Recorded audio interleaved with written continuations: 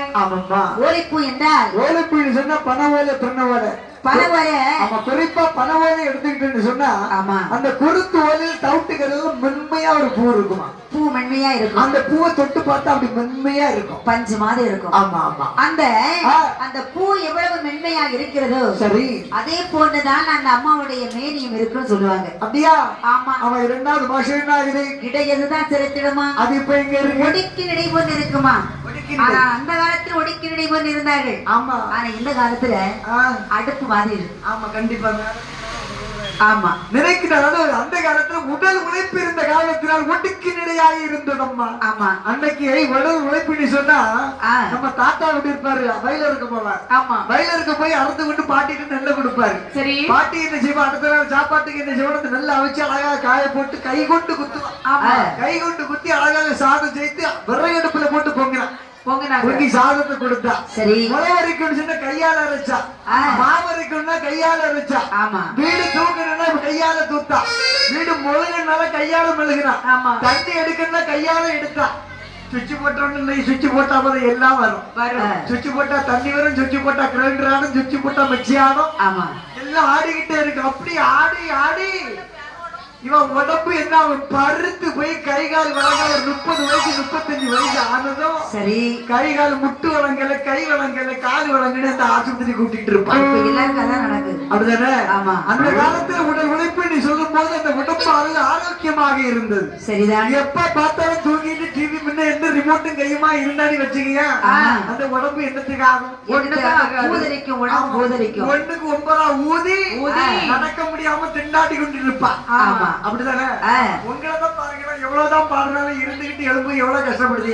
ஆமா அப்படிதானே? உண்மைதான். பாடிக்கிட்டு தான் இருக்கும், இருந்தாலும் வீட்டுல போய் கொஞ்சம் கை உழைப்பு இருக்கணும் இல்லையா? இருக்கு இருக்கு. ஆனால் 2வது மாசம் முடிக்கு இடையாக இருக்கின்றால் 3வது மாசம் என்ன ஆகுது? முத்து நீரை மேனியானாள். அப்ப இந்த வீட்டுக்காரருக்கு பஞ்சமே இருக்காது. ஏன் அப்படி சொல்றீங்க? அம்மா முட்டு முட்டா சரி அந்த ஐயா வாரி வாரி மாறுவாடி கடையில கொண்டு கொடுத்து கோட்டை கடை போய் கொட்டரா குடிப்பாரு.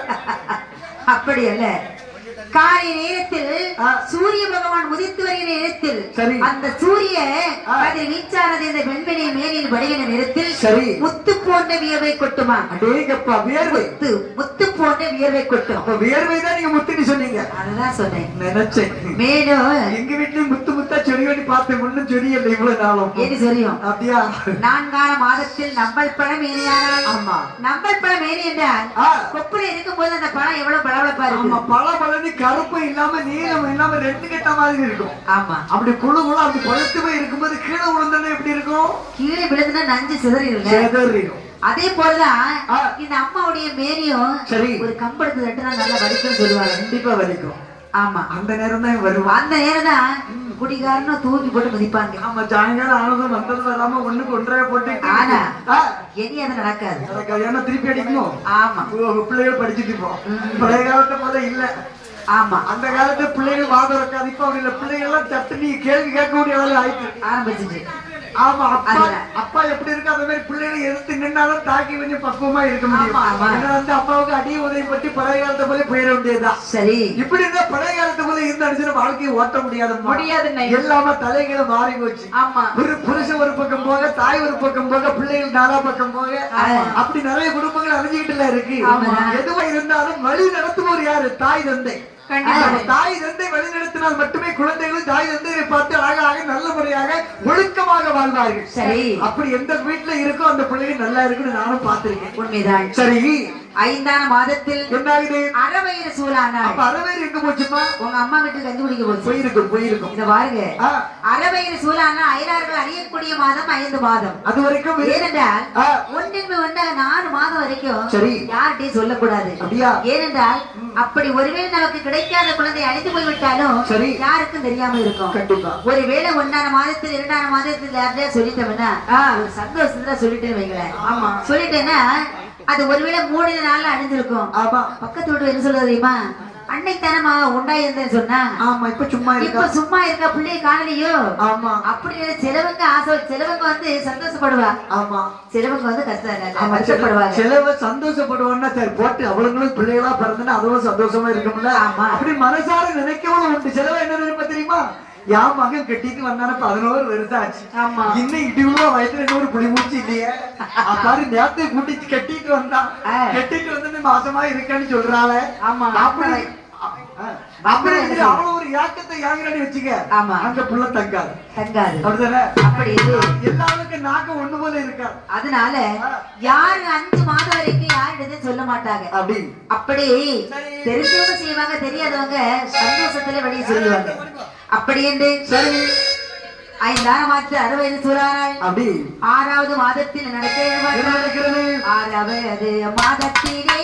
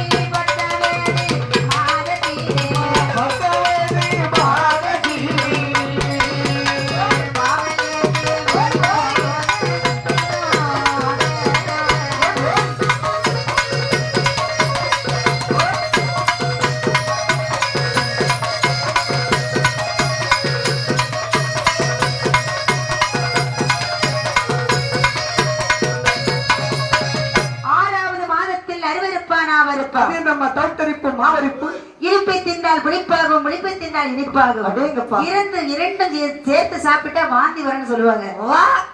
சிலவங்களுக்கு வாந்தி வரும், சிலவங்களுக்கு வாந்தி வரும். அப்படி இல்ல, எல்லா பெண்களுக்கும் ஒண்ணு போல இருக்காது உடம்பு. ஆமா, அந்த உடம்பு எப்படி எல்லாம் இருக்கு அப்படி அப்படிதானே. ஆமா, அதாவது கண்ணின் தாக்கண்டா ஒரு அளவுல தாக்கணும். ஒரே தாக்கடா என்ன ஆகும்? அப்புறம் என்ன செய்ய முடியும்? உடம்பு உடம்பாக இருக்கணும் இல்லையா?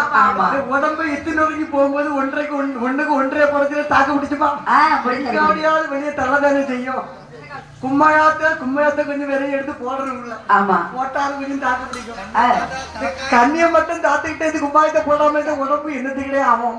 ஆமா, அப்படி உடனே சொல்லுகிறாள். எப்படி உடனே சொல்லுகிறாள்? என்ன சொல்லுகிறாள்? அப்படி என்றால் 6வது மாதத்தில் அருவருப்பான் ஆவருப்பான். 7ஆம் மாதத்தில் ஈழல் போலே வருகிறதன்பாள். அந்த அம்மாவுக்கு இருந்தா எழுப்ப முடியாது. இருக்க முடியாது. ஆமா, இருந்துட்டாவே 2 கையை பின்னாடி ஒரு ஸ்டாண்டு கொடுத்துட்டு அப்படி இருக்கும்போது கீழே இருந்து மேல வரைக்கும் இழுத்துக்கிட்டே இருக்குமா.